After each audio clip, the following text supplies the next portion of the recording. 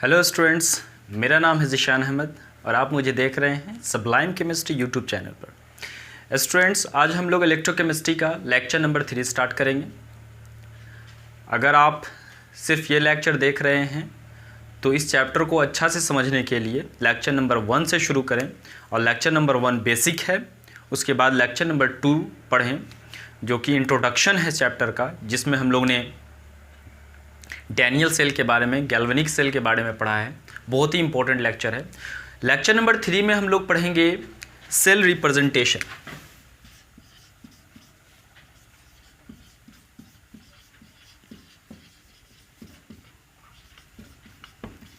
Cell representation, देखिए cell representation बहुत ही छोटा सा टॉपिक है और इसमें ये टॉपिक पढ़ने के लिए आपको कुछ हिंट यहाँ पर हम देंगे। ध्यान दीजिएगा, बहुत ही इंपॉर्टेंट हिंट है। कहीं पे अगर एरो आता है, एरो कहाँ का, रिएक्शन का, मतलब एक रिएक्शन होता है LHS फिर RHS आता है, तो बीच में जो एरो देते हैं उसके लिए सेल रिप्रेजेंटेशन में स्लैश यूज़ करते हैं। स्लैश, ठीक है, क्या यूज़ करते हैं? स्लैश। चलिए, और सॉल्ट ब्रिज आता है तो उसके लिए यूज़ करते हैं डबल स्लैश। सॉल्ट ब्रिज क्या होता है, कहाँ लगता है सॉल्ट ब्रिज, यह आपको लेक्चर नंबर 2 प्रीवियस लेक्चर में आपको मिल जाएगा। चलिए, या हम ऐसे कहें कि कहीं पर सिंगल स्लैश है, तिरछा लाइन को स्लैश कहते हैं, सिंगल स्लैश है तो उसके जगह पर हम एरो देंगे। क्लियर बात। कहीं डबल स्लैश है तो डबल स्लैश के जगह पर आप समझ लो कि क्या है, सॉल्ट ब्रिज है। चलिए, क्लियर बात है। ये हिंट ध्यान में रखना है और इस हिंट का बहुत ही इम्पॉर्टेंट यूज़ है इस टॉपिक में। चलिए टॉपिक स्टार्ट करते हैं। तो सेल रिप्रेजेंटेशन किस तरीके से लिखते हैं, एक क्वेश्चन लेते हैं और उस पर सेल रिप्रेजेंटेशन हम लोग पढ़ेंगे। तो क्वेश्चन लेते हैं, प्रीवियस लेक्चर में जो हम लोग ने लास्ट में रिएक्शन पढ़ा था, और प्रीवियस लेक्चर में हम लोग ने रिएक्शन पढ़ा था Zn और Zn2 प्लस 2 इलेक्ट्रॉन। ये किस पर था? एनोड पर। ये क्वेश्चन नंबर फर्स्ट हो गया हमारा। और फिर था कैथोड पर, और यहाँ पर हम लोग लिखेंगे Cu2 प्लस 2 इलेक्ट्रॉन। पिछले लेक्चर को जिन लोगों ने देखा है वो समझ सकते हैं ये कहाँ से लिखा गया है। चलिए, क्लियर है। अब यहाँ पर इस रिएक्शन को सेल रिप्रेजेंटेशन में हम लोग बनाएंगे, ठीक है। चलिए, सेल रिप्रेजेंटेशन में बनाने के लिए क्या करेंगे, कुछ नहीं, बस आपको एनोड पर ध्यान देना है। क्या है? जिंक है। जिंक लिखें। चलिए, जिंक के बाद क्या है, तो जिंक के बाद एरो है, और एरो के लिए क्या इस्तेमाल करते हैं? Single slash. Single slash, clear बात है। फिर बताओ क्या है? Zn2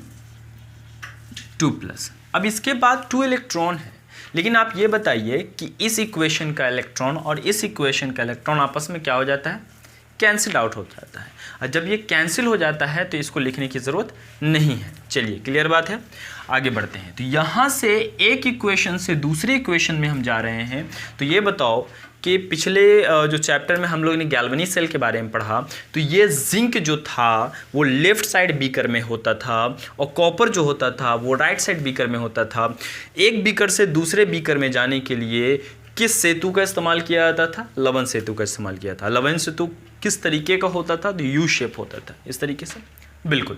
तो अब बताइए, एक इक्वेशन से दूसरे इक्वेशन में आ रहे हैं, तो एक इक्वेशन से एक अभिक्रिया से दूसरे अभिक्रिया में आने के लिए हमको लवण सेतु देना पड़ेगा। लवण सेतु के लिए क्या इस्तेमाल करते हैं?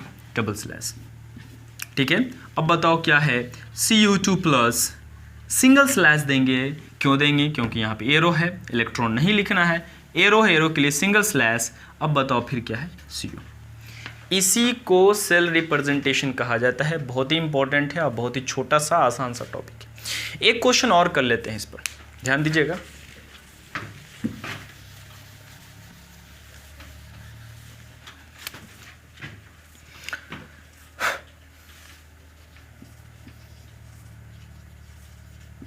एनोड पर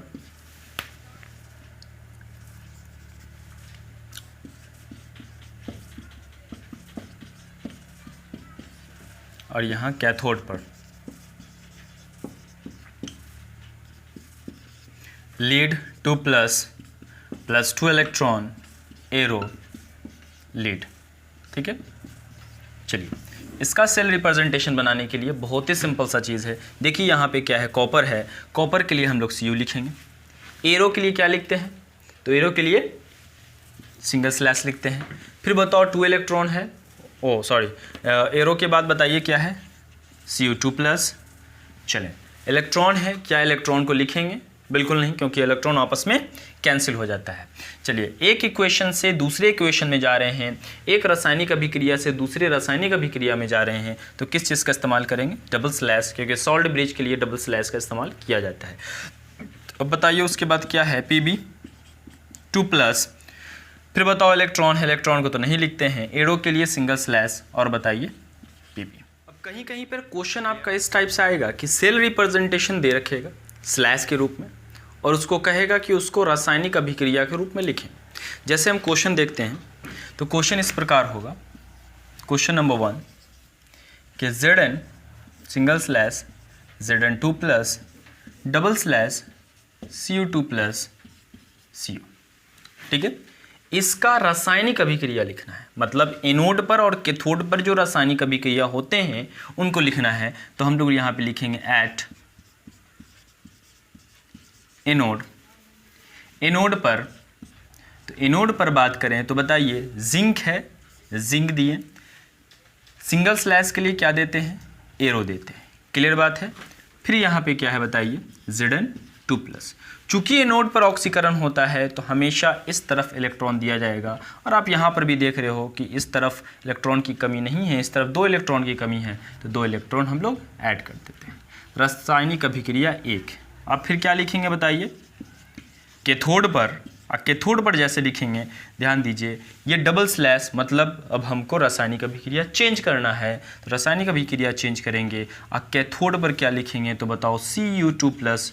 हमको यहाँ पर इलेक्ट्रॉन देना है, थोड़ा स्पेस छोड़ेंगे, स्पेस छोड़ने के बाद सिंगल स्लैश के लिए एरो, अब बताइए Cu, और यहाँ पे क्या हो जाएगा बताइए, तो 2 इलेक्ट्रॉन।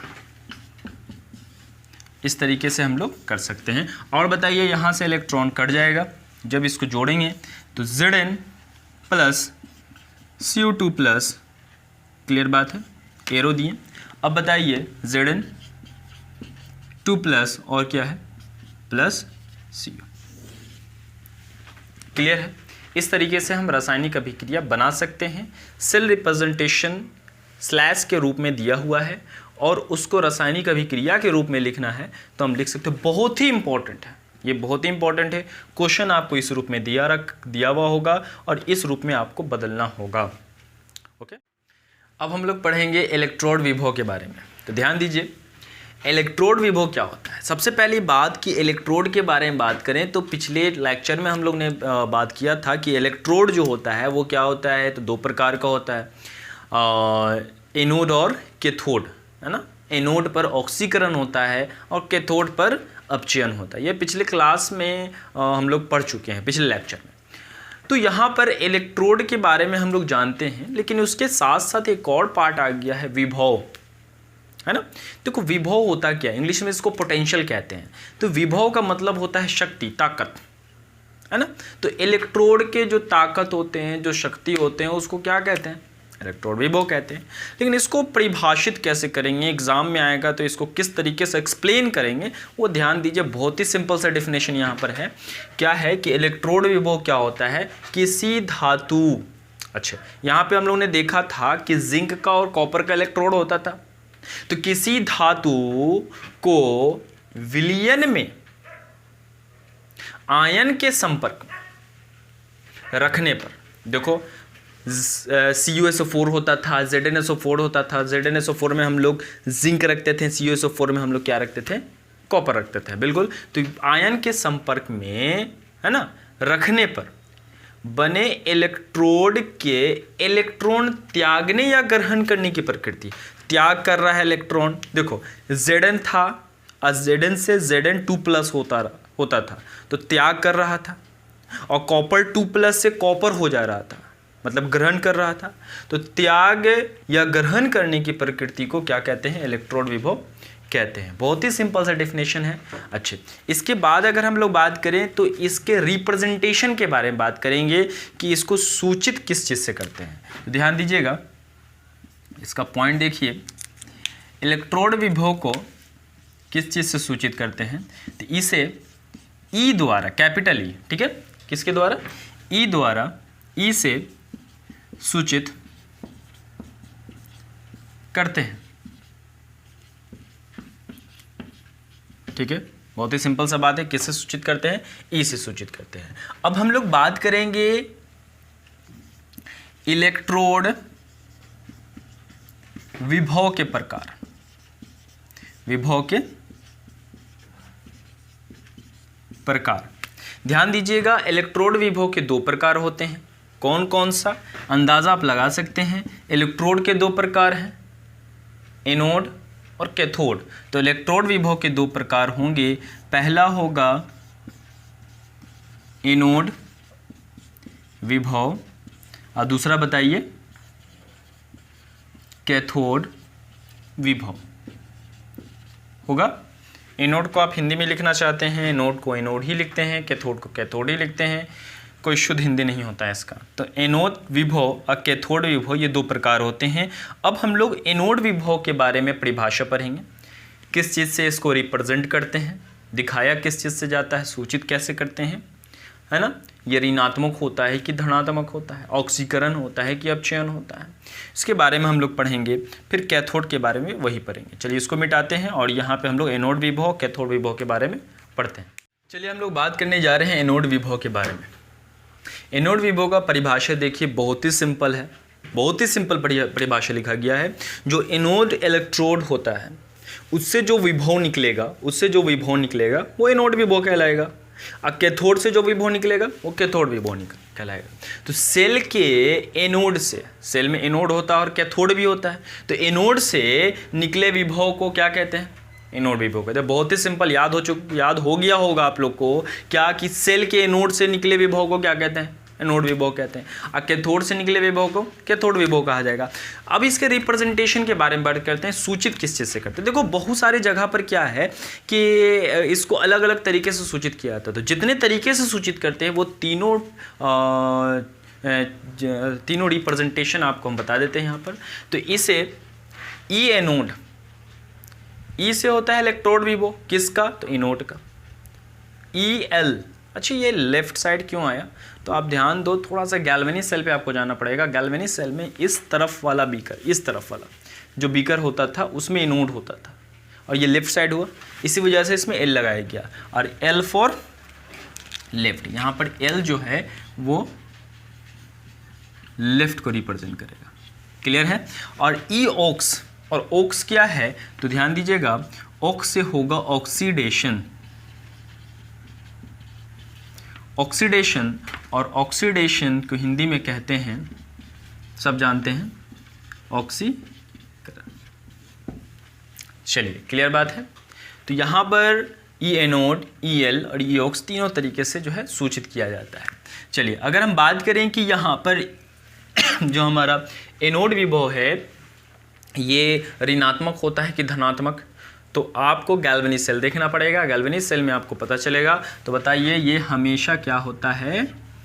ऋणात्मक होता है, निगेटिव होता है। क्लियर? आपसे पूछा जाए यहाँ ऑक्सीकरण होगा कि अपचयन होगा, तो सामने दिख रहा है क्या होगा? ऑक्सीकरण होगा। क्लियर है? चलिए अब हम लोग बात करेंगे कैथोड विभव के बारे में। इसी को हम एडिट कर देते हैं,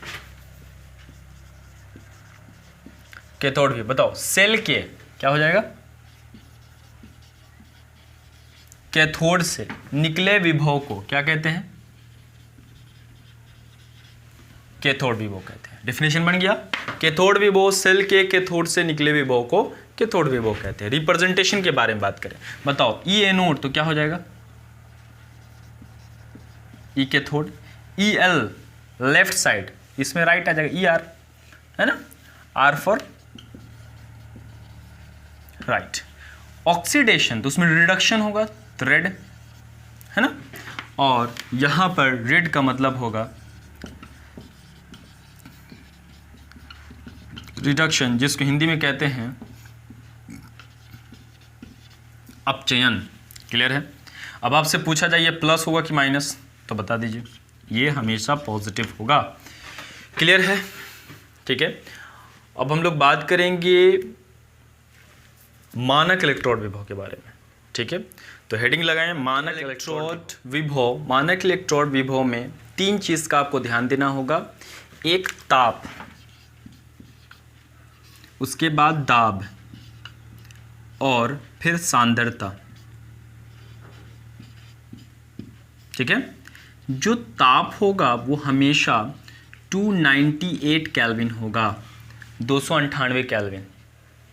दाब होगा वो हमेशा 1 एटीएम होगा। एटीएम क्या है? वायुमंडलीय दाब। ठीक है, एटमॉस्फेरिक प्रेशर, जिसको हिंदी में वायुमंडलीय दाब कहते हैं। और सांद्रता हमेशा 1 मोलर होगा। क्लियर है। ध्यान दीजिएगा डेफिनेशन पर।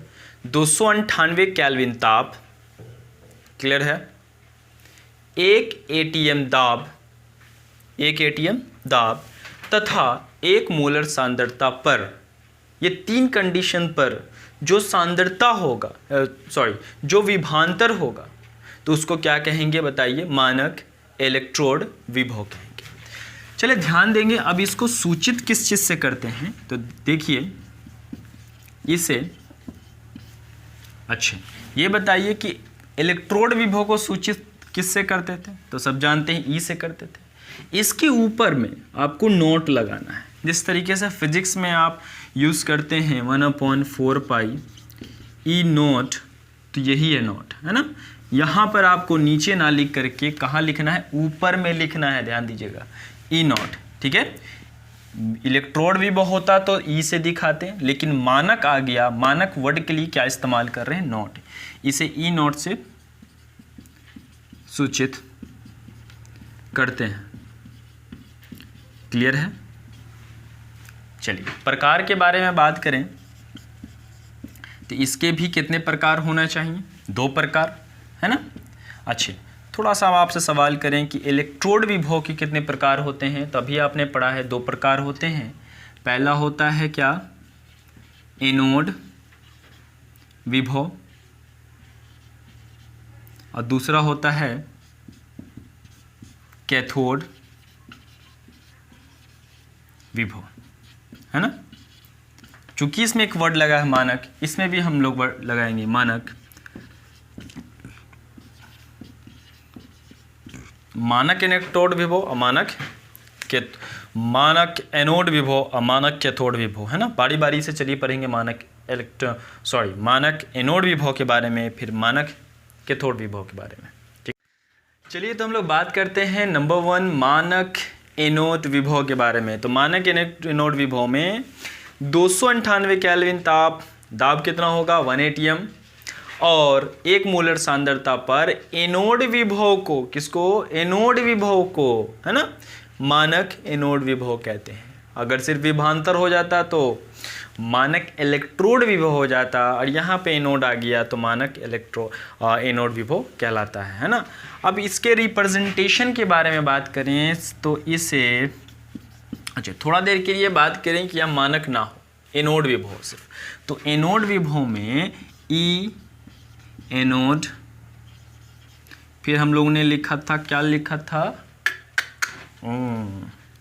ई एल और ई ऑक्स, है ना। ऑक्स माने बैल नहीं, ऑक्स में ऑक्सीडेशन, है ना।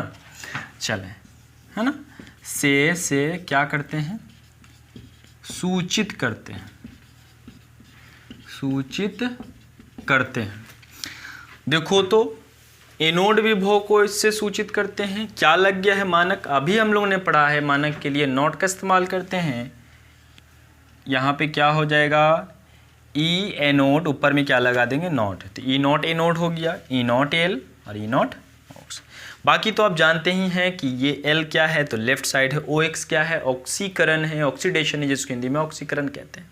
ठीक है, अब हम लोग बात करें, अच्छा ऋणात्मक होगा, ऑक्सीकरण होगा, ये सब आप जान चुके हैं।